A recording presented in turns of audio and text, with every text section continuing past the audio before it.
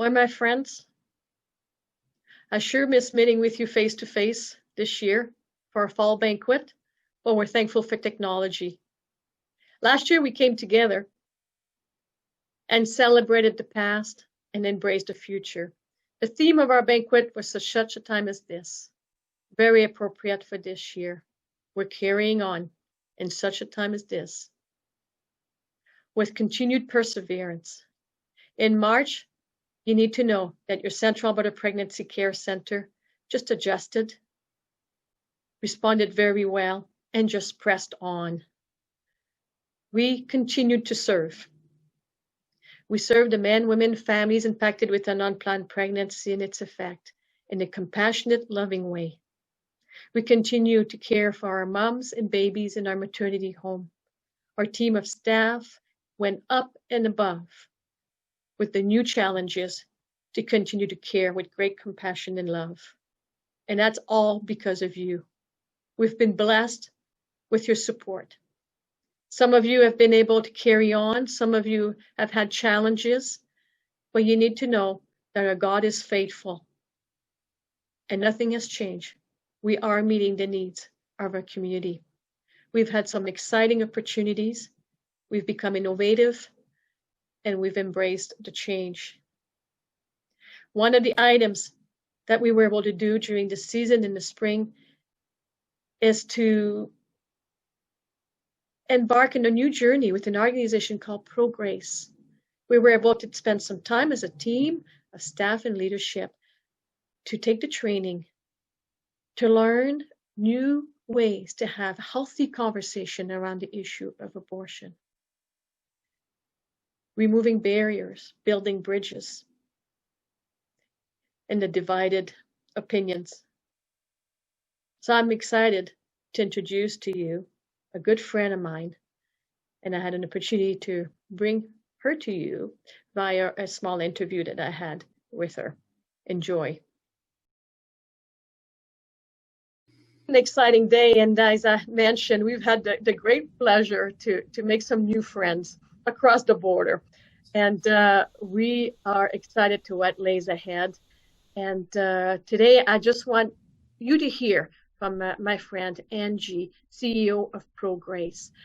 They've done some amazing work, and we just look forward to what lays ahead for us here in Central Alberta and the rest of Alberta.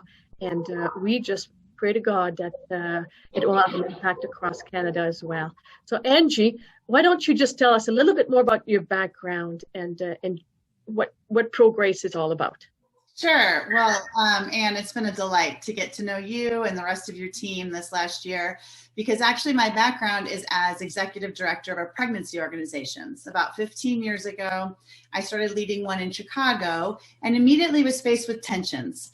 The tension of how to talk about our work in a way that didn't become divisive because of politics, and actually the tension of looking inside at some of our practices and saying, is this really how Jesus would be interacting with women and their families if he were here today? So that led us on a journey actually of changing our practices and how we did outreach in the community, having new conversations, and ultimately wanting to see churches become a safe place to provide support and really grace for women who are impacted by this.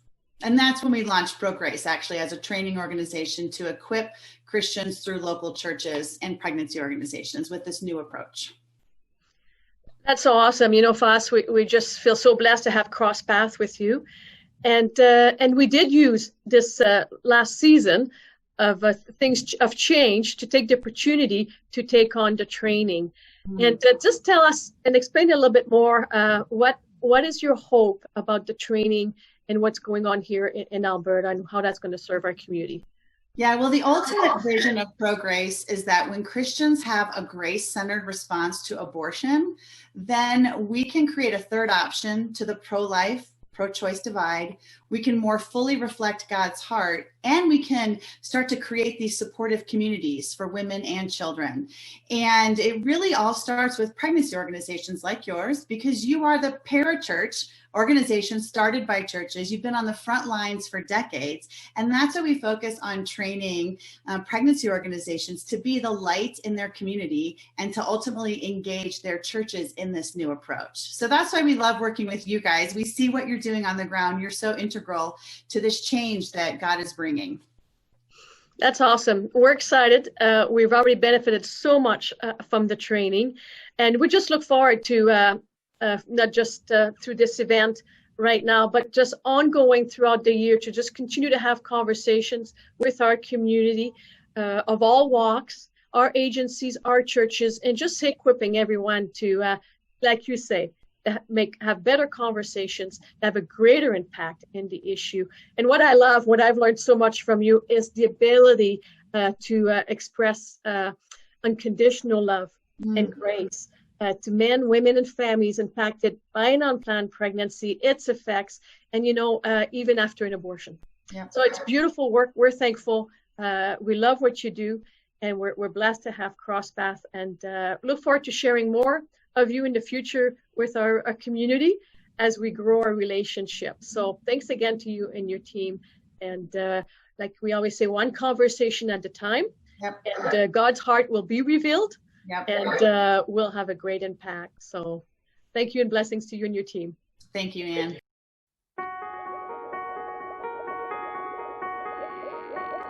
Why did God create pregnancy? He could have chosen to bring life into the world any way he wanted. But his design is pregnancy.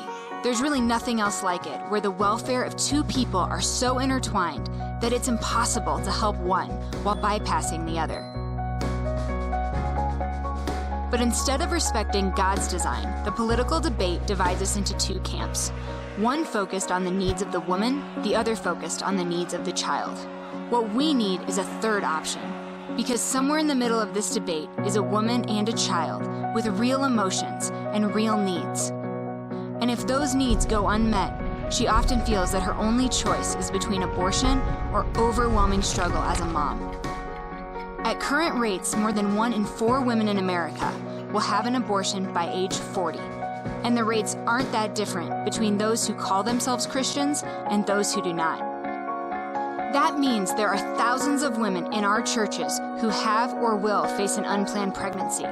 This may sound unbelievable because you've rarely heard this from women at your church. But isn't that proof there's a problem? Because for many women, the church is one of the last places they would turn to for help. But there is a way we can change this, if we are willing to look inside first. What if there was a third way for Christians to respond? A new way to think about this issue, aligning with God's design of pregnancy so that we value both the woman and the child equally. A new way for us to talk about this issue, using language that communicates God's grace and builds bridges, not walls. And a new way to act, responding with grace the way Jesus would, so that our churches become safe places where both women and children can thrive during and after an unplanned pregnancy. God has a pathway of hope for the issue of abortion, and it's us, it's His church. When we embrace a new way to think, talk, and act, we release His grace, bringing His third option. Join the pro-grace movement today.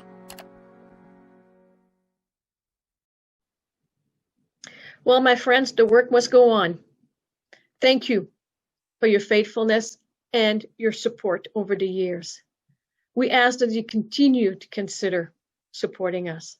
For those of you that have been in our banquets before, you were able to support through the silent auction, which is now online. So please go to our Facebook page or to our website to contribute towards those wonderful items that we have been donated by generous sponsors. Or if in the past you've sponsored tables or made donation, please consider to do so again. And the work will carry on. And we'll carry on having more conversations, and we'll carry on having a great impact, supporting with compassion the men and women impacted with unplanned pregnancy and its effect in a loving, gracious way. Blessings to you all until we meet again.